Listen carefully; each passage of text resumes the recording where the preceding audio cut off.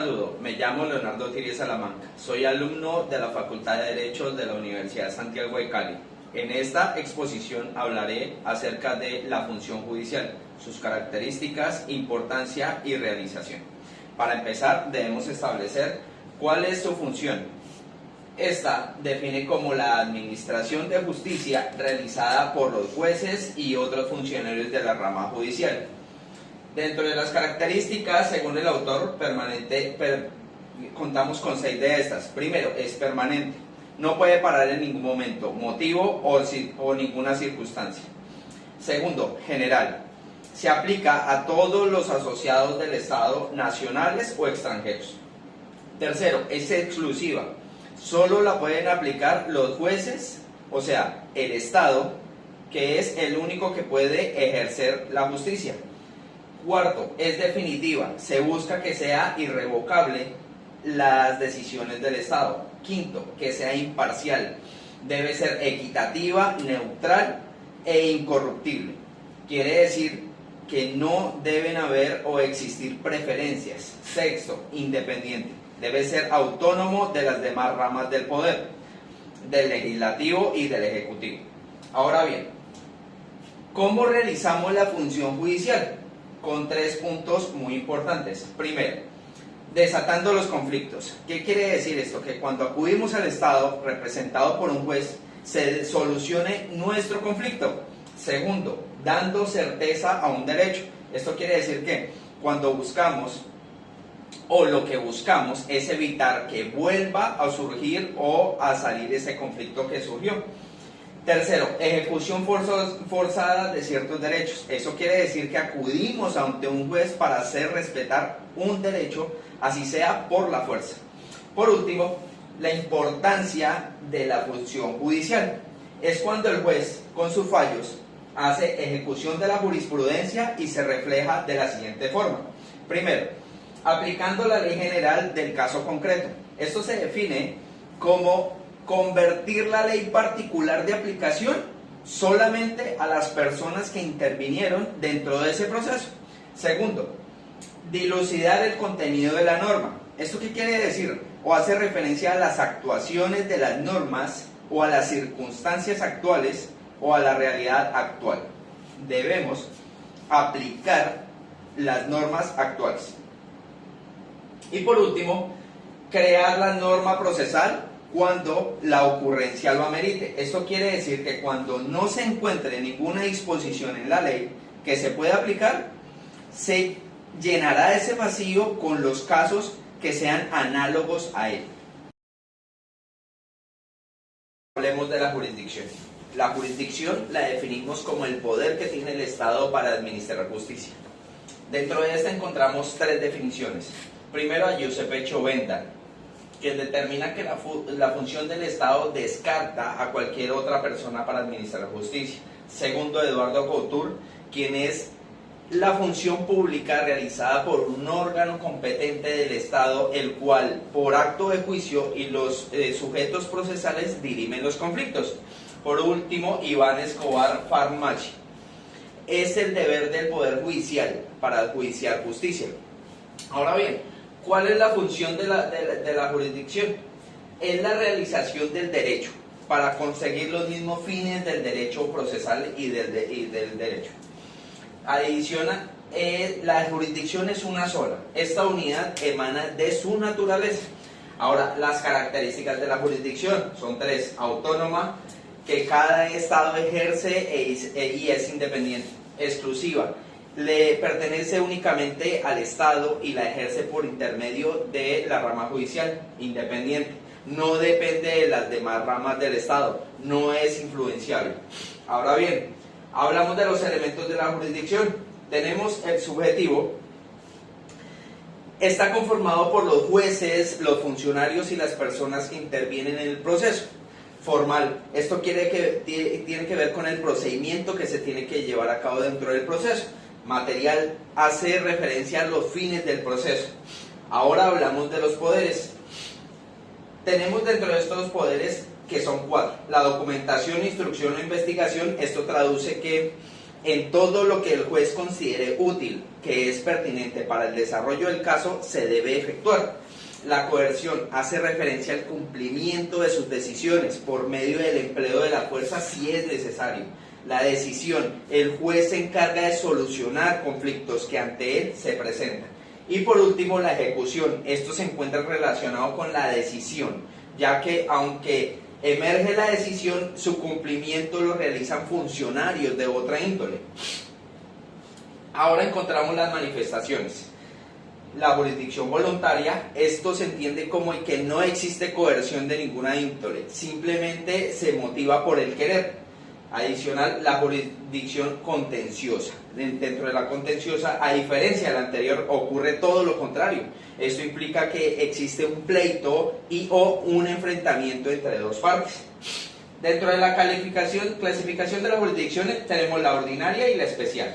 Dentro de la ordinaria le corresponde conocer de todos los asuntos que no sean de carácter especial, es decir, jueces y tribunales ordinarios como el civil, familiar, agrario, comercial, penal y laboral. Y ya dentro de la jurisdicción especial encontramos el contencioso administrativo, la eclesiástica, coactivo fiscal, disciplinaria, constitucional, penal militar, jueces de paz, indígenas. Estos temas ya los tocamos dentro de la clase, por lo tanto voy a continuar con mi exposición. Por otro lado, tenemos cómo la adquisición o cómo se tiene la adquisición de la jurisdicción. Estos son 3 requisitos que se requieren para adquirir esa calidad de funcionario. El primero es el nombramiento. Debe ser abogado y haber litigado por lo menos 2 años. La confirmación se refiere a los requisitos para ocupar el cargo como la idoneidad y nacionalidad. Y por último, la posesión. Adquiere la jurisdicción cuando toma posesión del cargo. Por último, el autor habla de la organización de la función jurisdiccional y la pérdida, suspensión, usurpación, delegación, derogación, conflicto de jurisdicciones, función jurisdiccional y administrativa.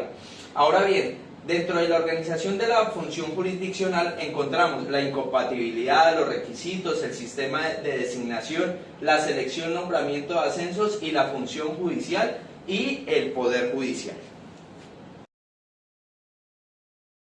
La competencia interna se refiere a la forma de trabajar y busca la mejor organización y eficaz respecto a los procesos adscritos. La competencia externa es más una distribución de jurisdicción frente a una especie de reparto de los asuntos entre jueces y tribunales. La competencia legal es la que tiene conferido el juez. La competencia por delegación es cuando se faculta a otro de la misma jurisdicción para la práctica de la diligencia. La competencia panorámica es sinónimo general, total y matizada. La competencia residual opera solamente en casos que no exista disposición en la misma ley al caso concreto. Pérdida de la competencia se da en 3 casos: cuando el juez se aparta del conocimiento del asunto, segundo, por la terminación del asunto o por pérdida de la jurisdicción. La suspensión de la competencia se da por lapso de tiempo y se puede establecer por vacaciones, por licencia o por suspensión del juez. Y por último, el conflicto de competencia. Se da cuando 2 jueces discrepan de acerca de cuál de ellos es quien tiene que conocer determinado asunto. Hablaremos del proceso. Iniciamos con unas generalidades. Dentro de esas generalidades encontramos la noción. Desde el punto de vista jurídico, es una secuencia que se despliega paso a paso para solucionar un conflicto. Ahora pasamos a la naturaleza jurídica. Esta determina la normativa supletoria a aplicar en los casos de lagunas legales y la cual cuenta con 3 teorías. Teoría contractual del proceso. Esta quiere decir que las relaciones procesales nacen del consentimiento de las partes. Segundo, la teoría contractual pura, según la cual el proceso es un verdadero contrato. Y por último, la cuasi contractual, y es aquella que se encuentra en contraposición con la contractual. Esto quiere decir que los vínculos procesales surgen unilateralmente. Ahora continuamos con la relación jurídica. Esta teoría encierra sustancialmente el derecho y obligaciones y es requisito o consecuencia del proceso mismo. Ahora bien, hablaremos de el proceso como situación jurídica. Este proceso nos dice que los presupuestos procesales deben ser discutidos dentro del proceso en sí, que finalizará, si no ocurre esto, con una sentencia absolutoria de la instancia. El proceso como institución jurídica se define como el conjunto de actividades relacionadas o el vínculo de una idea común y objetiva a la que están adheridas las diversas particularidades de cada sujeto que están en esta actividad. Ahora, ¿cuáles son las características del proceso? Dentro de las fundamentales encontramos la jerarquía, la universalidad, la permanencia, la elasticidad formal. Ahora, pasando a los elementos del proceso, este está conformado por 3 elementos fundamentales. El primero, que es el subjetivo. Dentro de este hace referencia a las personas que intervienen en el proceso. El segundo, el objetivo. Son las razones de hecho y de derecho para hacer los primeros trámites del proceso. El tercero, el elemento de actividad. Esta se da únicamente por la iniciativa de una de las partes. Por último, tenemos el objeto y el fin del proceso. Este se denomina como la actuación por medio del derecho objetivo de acuerdo con cada caso. Ahora pasamos a una clasificación de los procesos, en donde encontramos 6 clasificaciones. La primera es según el derecho a que corresponda. Esto se divide por la clase del proceso que se está llevando, ya sea civil, penal, laboral, administrativo y todos los demás casos de los que se habló en la jurisdicción. La segunda clasificación es según el fin que persigue. En esta encontramos el dispositivo, declaratorio puro, declaratorio de condena, declaratorio constitutivos y los mixtos. En el tercero encontramos por sus funciones. En este encontramos los ejecutivos, los cognitivos de crecimiento o genéricos, cautelares y los cautelares. En la cuarta clasificación encontramos por existencia o no de litigio, dentro de los cuales están los represivos y los preventivos. En el quinto encontramos por el número de sujetos. En este encontramos que son singulares o colectivos o plurales.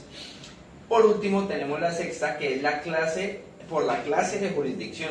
Encontramos los contenciosos y los de jurisdicción voluntaria. Continuando con las temáticas, hablaremos en este momento del derecho de la acción. Como concepto general, la acción procesal se describe como el poder jurídico donde se inicia la actividad de juzgamiento por parte del Estado, donde se solucionan los litigios de carácter jurídico. Ahora bien, el concepto de noción de acción en el derecho procesal hace referencia al inicio de un proceso de acuerdo con el origen o a la rama que pertenece. Aquí se establece que si un proceso es civil, laboral, administrativo, se denomina una demanda, y si es penal, es una denuncia. Dentro de la naturaleza jurídica de la acción se pueden clasificar en 2 grupos. Primero, la teoría de la acción como elemento del derecho material subjetivo. Esta teoría la podemos aplicar en el siguiente ejemplo. Las sentencias no crean derechos, solamente los reconocen. Segundo, la teoría de la acción como autónoma e independiente. La acción es totalmente distinta al derecho sustantivo, que puede coexistir o, como ya vimos, pueden tener vida el uno y el otro no tenerla. Tercero, la teoría de la acción como facultad del derecho de la personalidad. Consiste en afirmar que la acción es una facultad emanada de la personalidad que se presenta con la otra parte. Ahora, la teoría de la acción como derecho público para obtener la tutela del Estado buscando una sentencia favorable. Aquí se empieza a afirmar que la acción es un derecho independiente y autónomo y que existe independiente del derecho pretendido. Ahora, como derecho concreto, autónomo y potestativo o privado. La acción es independiente del derecho sustantivo que se pretende, pero afirma que busca una sentencia favorable. Ahora, la teoría de la acción como un derecho subjetivo, abstracto y público.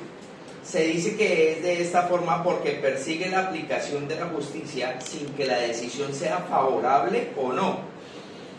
Ahora, pasamos a los elementos del derecho de acción. Dentro de estos elementos hablaremos de los sujetos, que son el sujeto activo, el activo, cualquier persona que acuda a la administración de justicia para que le sean resueltas sus peticiones.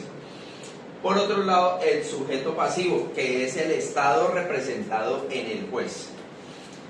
Dentro del objeto y el fin de la acción es tratar de conseguir una sentencia justa, es decir, la aplicación de justicia.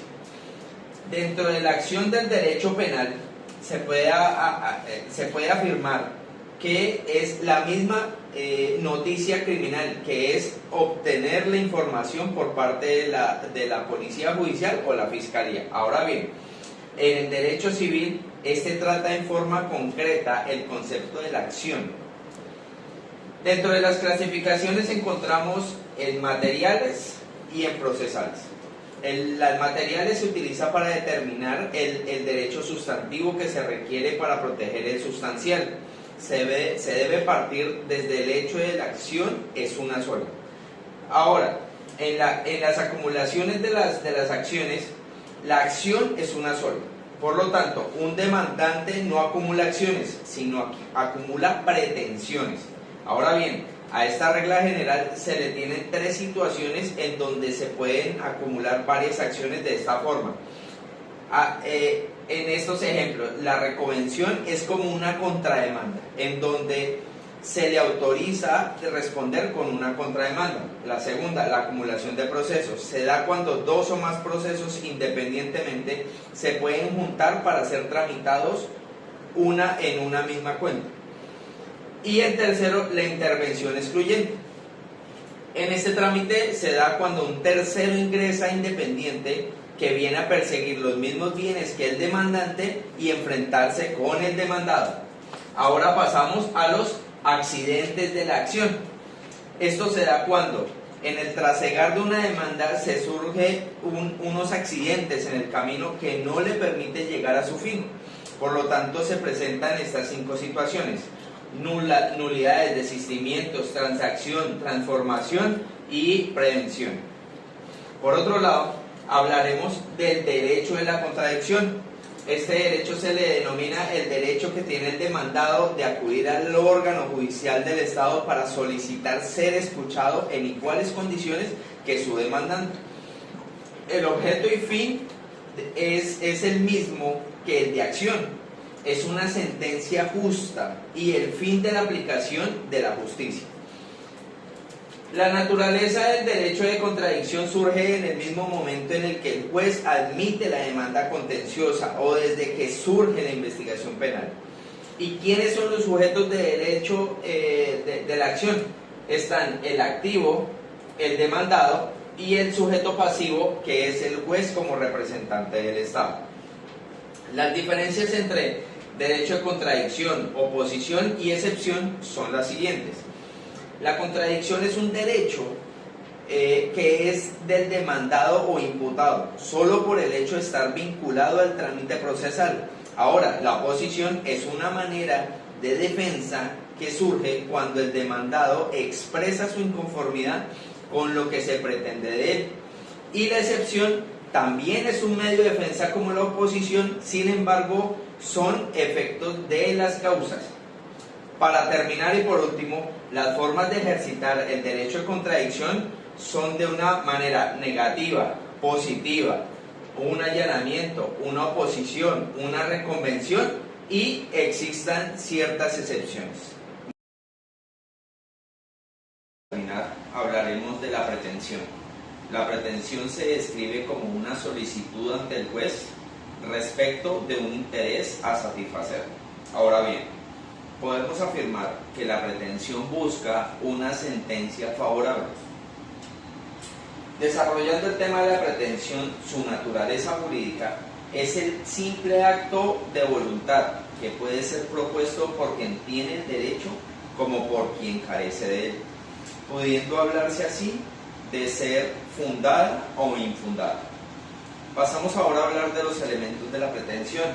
Estos son el objeto, que en términos generales es conseguir el derecho pretendido, y la razón, que son los fundamentos de hecho y de derecho, y por último el basamiento jurídico y legal. Ahora bien, surge una pregunta: ¿cuál es la finalidad de la pretensión? La finalidad no es más que satisfacer el interés particular que se menciona. Ahora hablaremos de los sujetos de la pretensión. Estos son el demandante y el demandado. Este primero como sujeto activo y el segundo como sujeto pasivo. Pasaremos ahora a hablar de la oposición. Está descrita sencillamente como la oportunidad de oponerse a la prosperidad de las pretensiones que tenga el otro. Como concepto de oposición encontramos que básicamente es el acto de voluntad del demandado mediante el cual argumenta su resistencia o oposición a la resistencia del demandado. Lo que se busca es tener una sentencia favorable, así como hablábamos ahorita en un momento que la contradicción es buscar una sentencia justa. La finalidad es conseguir la satisfacción del interés particular. Ahora bien, en las clases de defensa debemos tener claro que en el derecho procesal las expresiones de defensa y oposición son sinónimos. Seguiremos ahora hablando de la excepción.